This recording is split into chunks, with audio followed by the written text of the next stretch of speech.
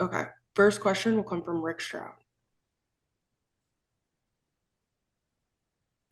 Hey, Coach, I know you said last night that Rakim Jarrett would not be ready for the season. Is there anybody else that you know will start the year on IL or IR? Not at this time. Chase Edmonds will probably start on it as well. Those two for sure. Everybody else is in play. Okay. And then last night we saw some good play from some young guys like Antonio Greer and CJ Brewer and Tavier Thomas. How many of those guys helped themselves? Can you just speak to their play in particular in this game? I thought they showed up. They flashed some big plays. They tackled hard. They had some big playability, and it's going to be a tough swing. So I think a few of them helped themselves, and a few of them helped themselves over the past couple of weeks. Thanks, Coach. Greg Allman. You guys are done with the games, but you have till Tuesday to make cuts. Do you know logistically kind of when you'll start telling players? At least you might not announce them all until Tuesday. We'll process it today. I think probably starting tomorrow, then through into Monday, we'll start making those decisions. For you, I noticed the linebacker usage was a little bit odd. I didn't realize that Russell or Deloach were hurt, but you had almost all the reps went to Vi Jones and to Antonio Greer. Were they just dinged up last night? Yeah, they were dinged up. They got dinged up last week. I'm pretty sore and kind of used everybody we had. We were kind of down in numbers, so one more guy would have went down. We probably would have been playing with another D lineman or a DB back there. So they were dinged up. Rick had asked as well, but you have so many of these undrafted rookie DBs that have flashed in camp. Are there any in particular that jumped out to you last night in terms of making plays and helping themselves? Banks had some big hits. I know that for sure. The rest of them covered well. And it's going to be some tough decisions. A few made some flat splashes early that's been consistent for us that we're really looking at. So hopefully we can get to keep one of them. Thanks, Coach. JC Allen. Coach, just want to ask you about the wide receiver position there. Obviously, first look at Cam Johnson and Cody Thompson continue to do some things. Is that kind of room shaking itself out now that Rakim Jarrett, or are there still decisions to be made there? Still some decisions to be made. Got a good look at Cam last night for the first time. He did some really good things, running and catching with the football. Cody's been consistent all preseason. Miller's shown some things as well. So, those three guys really got some decisions to make there. And then how do you go about trying to sneak guys on the practice squad? Guys like, Keenan Isaacs have been really good, and Tyreek Thunderberg. If they don't make the 53 roster, how do you balance out trying to keep the guys and maybe with vested veterans that don't have to necessarily go through waivers and try to keep guys from being claimed by other teams who've shown a lot to you this offseason? The guys you probably want to practice squad, you probably release last. So hopefully with everybody doing cuts at the same time, it's hard to get a guy on the street and you kind of go back with the guys that but it's going to be hard to get them through the practice squad, especially if they got a lot of tape. But every team has to deal with that. So I'm sure they have the same decisions to make, and they like a few guys too. So typically teams usually go with the guys they had in camp as opposed to teaching guys a new system and coming in unless they really see something. So, but the decisions that have to be made are going to be very tough. And then as far as the quarterback, you guys kept two last year going into the season by necessity, had to bring up Wolford before he was claimed by another team. Do you envision going into the season with two quarterbacks and maybe Wolford back on the practice squad, or does that still need to shake itself out as well? I'm pretty sure it'll shake itself out. We're leaning that way, but we haven't made final decisions. We have to weigh it against different positions. And it's not so much as the guys going against each other at the same position, but you also got to measure the strength of the last wideout versus the strength of the last outside backer or the last inside backer or the last offensive lineman or vice versa. So there's a lot of decisions to be made. So the competition is not just against the same position, but it's against other positions that might have value as well. Scott Reynolds. Hey, Todd, wanted to get your take on a couple of third-year guys that have developed and shown some progress. Logan Hall made a nice tackle last night. What have you seen from him in terms of his development? And then also, second year at right tackle, Luke Edke just seems to be getting better and better. for you there. If you can comment on those two players, which you've seen. Both very tough, and they have the same things they need to do to get better. When they both use their hands, they're very, very good football players. Logan has length, Luke has length and toughness. They both have toughness. When they try to brawl and just use their bodies, they get in trouble technically. When they use their hands, they're very hard to stop. Thanks, Todd. John Romano.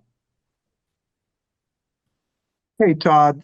Kyle Trask has been through 4 preseasons now without ever really seeing the field during the regular season. Could you just talk about his growth as a player from the first time you saw him? Just from a maturity standpoint, adjusting to the different schemes and the playbook and being confident out there, making the right reads and playing, whether he's behind the first line, second line, or third line, he makes plays and he gets receivers open. He's not necessarily throwing to Mike and Chris all the time, but he's getting guys open. He's directing traffic.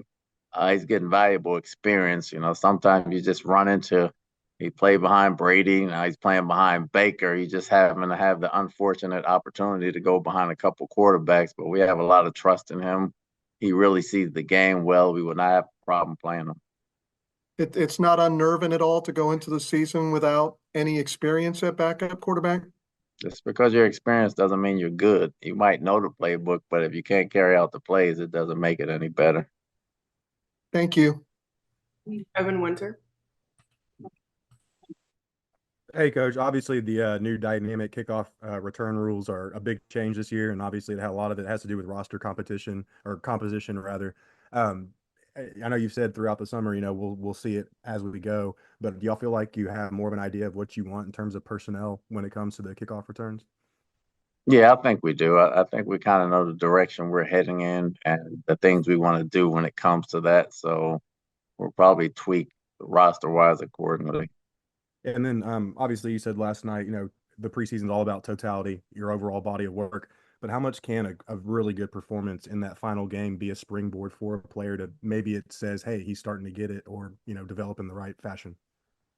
It's not just a good performance. It's doing the little things. You can make a big play and not do the little things right in a lot of other plays. It's the totality of what you're doing when you're out there on the field. If you make a splash play and you have 5 or 6 mental errors or technical errors somewhere else, that doesn't get blown out of proportion. That shows, you can't trust that person going into the game yet. Doesn't mean they didn't make a splash, but they still have some things to work on. So you got to weigh that as well.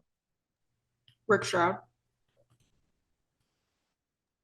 Coach, I know the big emphasis going into the offseason was to improve the run game, right? You can't be last 2 years in a row. And we've seen it. That's just been glaringly better. How much of that is Liam Cohen and just, getting guys in the right position? Obviously, you addressed it, within the draft with Graham and Ben Bredesen and such. But how much credit does Liam Cohen deserve for making this run game work so quickly? Well, he gets a ton of credit. Obviously, Carberry and Picucci do as well, all the offensive coaches, because the receivers block as well. And again, it's early, it's preseason, but structurally, they're playing faster. They're getting up to the second level. We got to continue that as the season goes. But structurally, right now, everything in place. Liam's he's the big credit for it. Thanks, Coach. Greg Auman. Hey, Todd, sorry, just to clarify on the question about how many quarterbacks, did you say you're leaning towards carrying 3 or carrying 2 at this point? I said we had a decision and we know where we want to go. I didn't say we were leaning one way or the other, but I appreciate it.